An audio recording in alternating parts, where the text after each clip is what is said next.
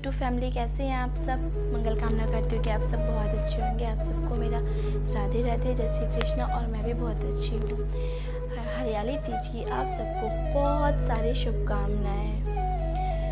तो आज हरियाली तीज का व्रत है। आज के दिन औरतें अपने पति की लंबी आयु के लिए उपवास रखती हैं, जैसे कि माँ गौरा ने भी अपने पति के लिए लंबी उम्र के लिए व्रत किया था। और आज के दिन जो स्त्रियाँ उपवास रखती हैं उन्हें माँ गौरा स्वयं आशीर्वाद देती हैं। मैं ये व्रत नहीं रखती, हालांकि हमारे यहाँ व्रत नहीं होता है, बट मैंने सुना बहुत कुछ है। सो इसी व्रत को लेके आज मैं एक कहानी आपके साथ लेकर आई हूँ। मैंने कल भी एक कहानी सुनाई थी, तो शायद आपको पसंद आई हो। इसी व्रत से रिलेटेड मैं आज फिर एक कहानी आपके पास लेकर आई हूँ, गरीब की हरियाली तीज।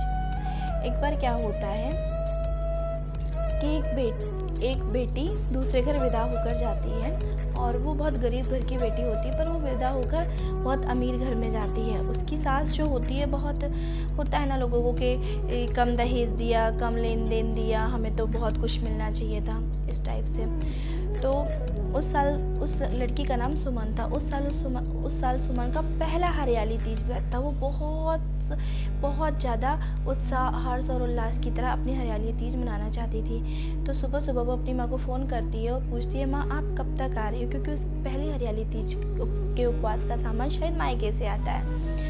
तो वो अपनी माँ को बार बार फ़ोन करके पूछ रही थी कि माँ आप कब तक आ रही हो, और उसकी माँ बार बार कह रही थी कि बेटा मैं शाम तक आती हूँ। तो वो कहती, माँ आप जब शाम को आओगी तो आप मेरे पास एक दिन रुक भी जाना। तो उसकी माँ कहती, नहीं बेटा, सुबह आपके पापा का स्कूल होता है और मैं रात नहीं रुक सकती, क्योंकि बेटी का घर है और मैं आपके घर का पानी नहीं पी सकती।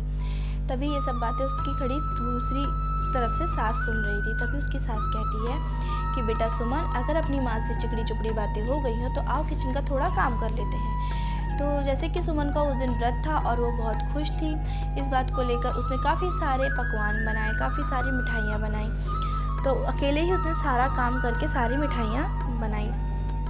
तभी उसकी शाम को 5 बजते ही उसकी माँ आ गई। तो वो बड़ी दौड़ी खुश होते हुए दरवाज़ा खोलने गई और उसने बोला, अरे माँ आप आ गई, आओ। तब वो अपनी माँ को बिठालती है, पानी ला कर देती है, पर उसकी माँ पानी नहीं पीती है। तभी वो अपनी सास से कहती है कि माँ आइए, मेरी सासू माँ आ गई, आप बाहर ही ड्राइंग रूम में बैठी हैं, अब आप आ जाइए। तब उसकी सास कहती है, हाँ तेरी माँ कौन सा मेरे लिए हीरे मोती जवाहरात लेकर आएगी या मेरा इंतज़ार कर रही है इसलिए।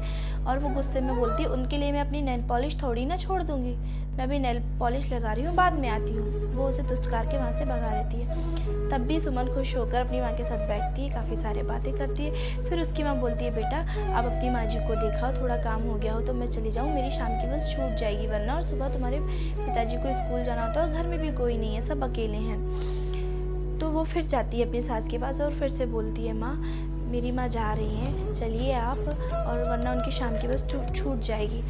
तभी उसकी सास माँ बोलती, चल यहाँ से, आती हूँ अभी। उसे झुझकार के बोलती। फिर सुमन वापस आ जाती है अपनी माँ के पास।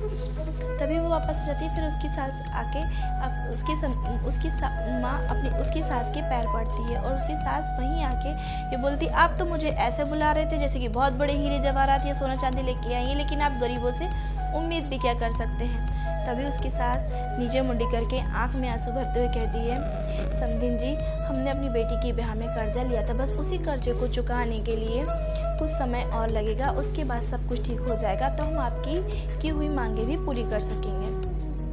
तभी उसकी सास उसकी माँ को झुझकारते हुए कहती है, आप गरीबों से उम्मीद क्या कर सकते हैं, आज पहली हरियाली तीज थी, ना कुछ तो छोटी मोटी सोने का तार या सोने की अंगूठी ही लेते आते। तभी उसकी माँ आंखों में आंसू भरते हुए फिर कुछ नहीं बोलती है और वो बोलती है, मैं अब चलती हूँ, मुझे आज्ञा दीजिए।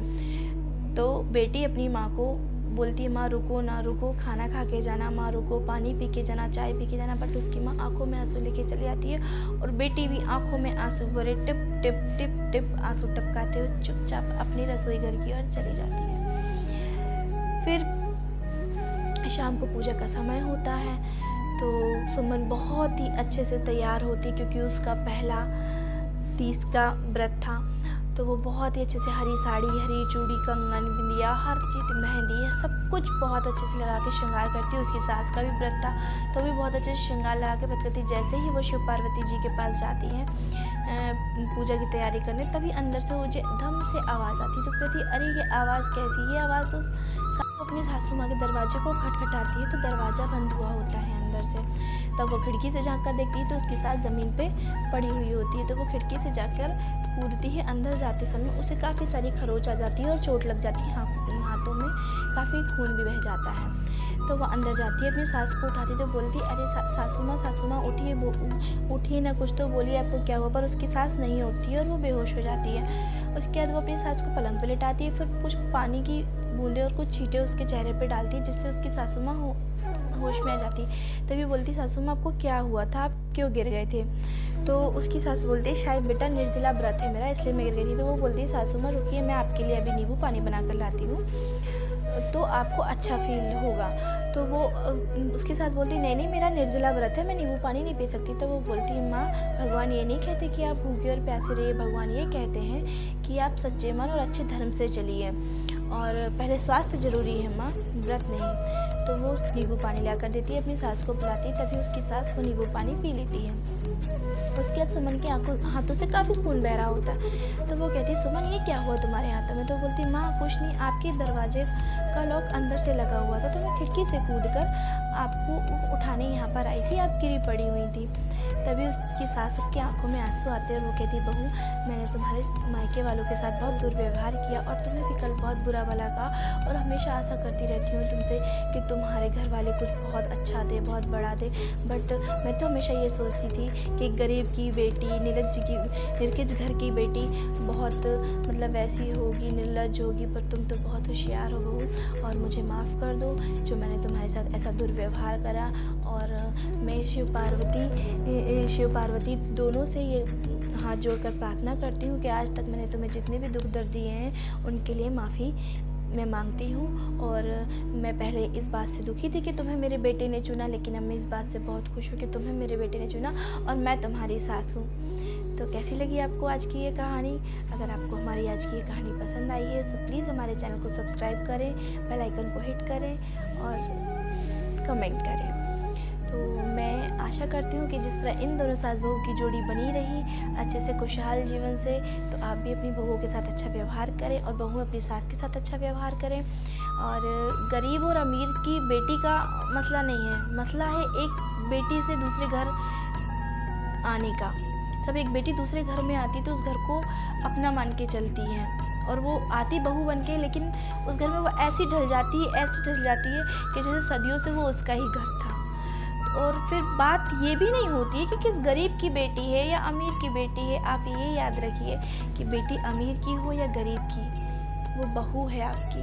अपना एक घर, अपने माँ बाप का आंचल आपके लिए छोड़कर आई है। बहुत सी उम्मीदें होती हैं बेटियों को जब हम अपना घर छोड़कर आते हैं। आशा करती हूँ आपको ये बात समझ में आई होगी।